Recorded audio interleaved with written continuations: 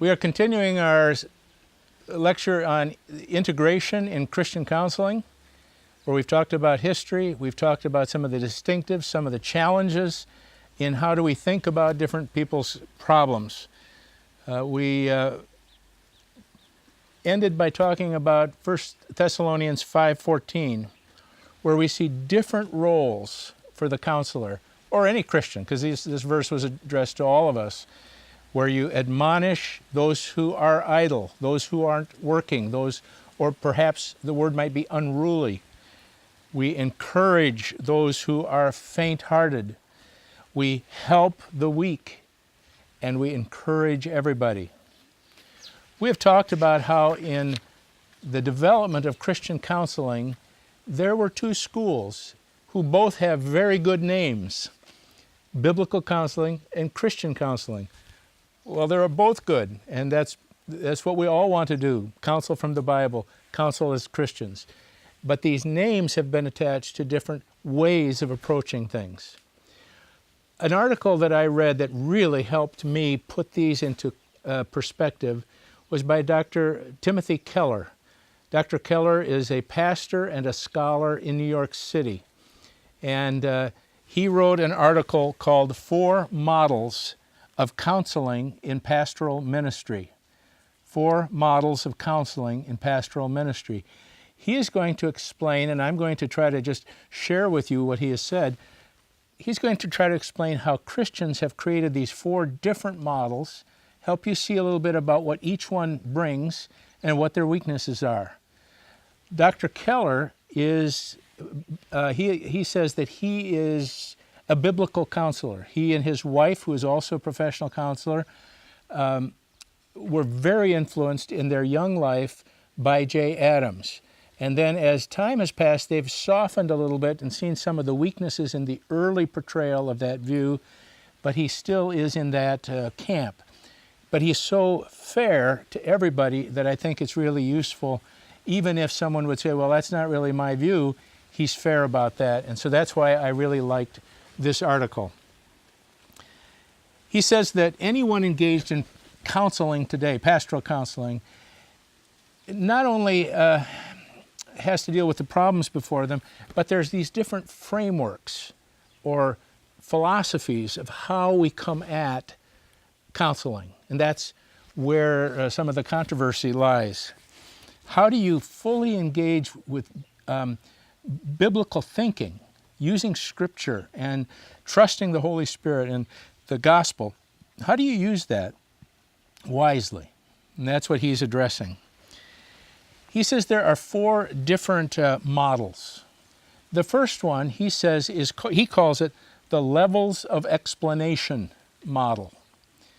In this, he simply says that the psychologists and the Christians are sort of in 2 separate worlds.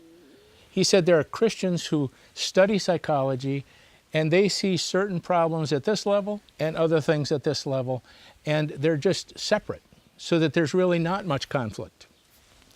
So he will say that the Bible looks at the human spirit and the relationship with God. That's what the Bible's for, the human spirit and its relationship with God.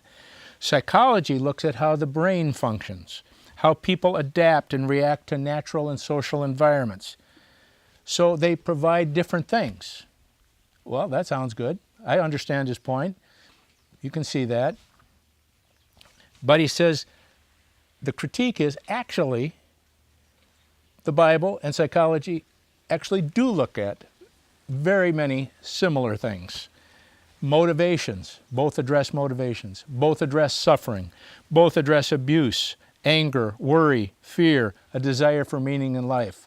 So you can't really keep these 2 stages because they have to intersect. Each has its own view of how these things work. And so if you're trying to keep them separate, you won't be successful, because the Bible wants to have its say, and secular psychology wants to have its say, and those who are trying to sort of blend those have their hands full. It's a hard job. Then he talks about the second model, which he calls the integration model. integration model starts with this, that psychology and biblical theology are both looking at the same thing. They're looking at human nature, what's gone wrong with it, and how can it be made right. Okay, we could agree with that. But they're using two different tools. That's the language here. Two tools to study this. One is general revelation. So we learn general revelation without the Bible. We know that God is the creator of what we see around us. That's general revelation. Anyone should come to that conclusion. Special revelation is what we find in the Bible. It's special to the Bible. It's something that God gave us directly in Scripture. He says when it comes to counseling, we have these two, not levels, but two tools, and we can use them both. He says that in integration, always, in this view, this isn't Keller's view, but in this view, that the Bible is always used to be the evaluator, the critique of general revelation of psychology. So the Bible always has the upper hand. He feels that this approach is too elastic. It's too easily bent and flexed in ways that maybe wouldn't be wise. My reaction to that is, well, then it just depends on how it's applied. It's not really fair to say it's good or bad. It just depends on who's using it. His third model is what he calls the Christian psychology model. The Christian psychology model. We've had the levels of explanation. We've had the integration where you have two tools. He says the Christian psychology model is different. And just so you know, this is sort of the view that I would adopt. Dr. Keller will adopt the fourth one. The basic premise is that counseling can't be done with this sort of grab bag, do you know what that is? Reach in and grab out anything, of techniques and procedures. The Christian psychology model understands that psychology is not objective. Secular psychology is not objective. It's not so scientific as they like to think. It's full of theories about people based on the things they've looked at. But those theories aren't always right. In fact, they're usually mistaken. Secular psychology tries to locate people's problem anywhere else but sin. Anywhere else but sin. Christian psychology insists that counselors must have a strong biblical theory narrative, a biblical theory narrative. That is, we have to think about the Bible and how it explains human life and its relationship to God. The Bible must critique psychology systematically, not just in piecemeal, I don't like this and I don't like this, but as a system.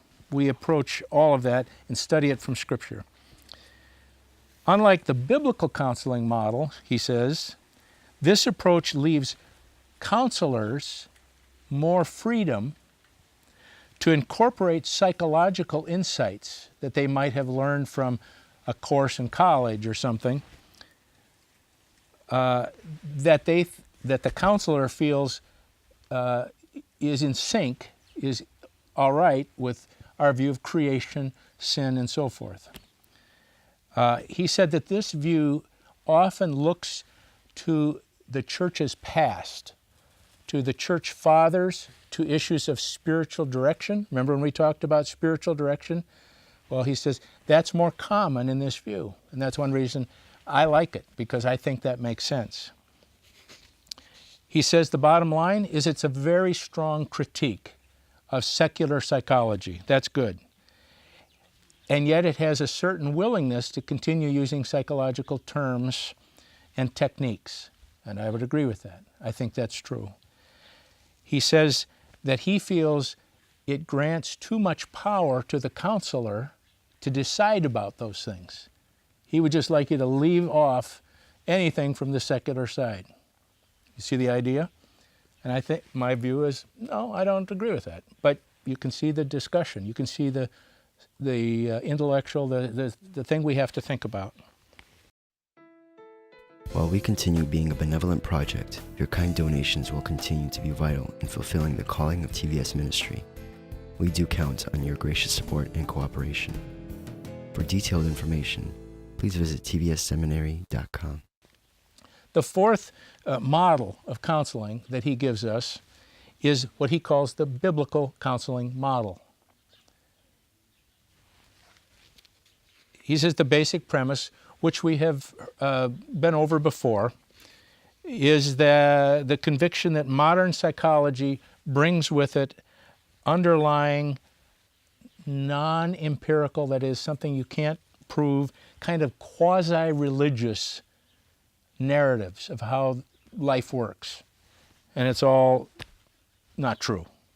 It doesn't fit at all with biblical revelation. He said that there's an older approach to this and then a newer approach. The older approach, which was started by Jay Adams, has been refined and colored as the years have passed, which is true with everything. There's no theory that doesn't start with somebody and then it gets refined as people work on it and think about it. So this is no different than any other. The new generation of biblical counselors has pointed out, gently but firmly, that this was basically a behavioral model. That in human nature we ignore, it shoots to get people to behave differently. Just shape up, stop it, and do the right thing. He says it ignores the way the heart works sometimes and what motivates people. It's not so easy to just stop it. You can't just say to people, don't do the wrong thing, do the right thing because that's what God requires. Even to say, and God will help you, doesn't necessarily change it if you don't understand the heart and the motivations. And that's what the later followers of Jay Adams began to understand and explain. This newer idea of biblical counseling avoids making behavior the fundamental issue. Do you hear that? It avoids making behavior the fundamental issue. It emphasizes worship, all of us, all parts of us given over to God, and faith in God. So the emphasis has switched from behavior to worship and faith. All biblical, but just a different emphasis. So the bottom line, he says, is that this viewpoint presents his very strong critique of secular psychology, and it is least inclined to incorporate anything from that world into its thinking. He says, though this theory looks extremely attractive, it looks attractive because who can argue with biblical counseling?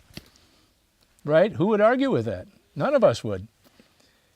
It may be that it appeals sometimes just to a certain temperament, one that likes to exhort better than it does to listen. We all know people, maybe you're one of those. You just like to tell it like it is. Or maybe you're somebody who goes, I really love to just listen and help people come to understand. It's personality. And some personalities gravitate to one and some gravitate to another.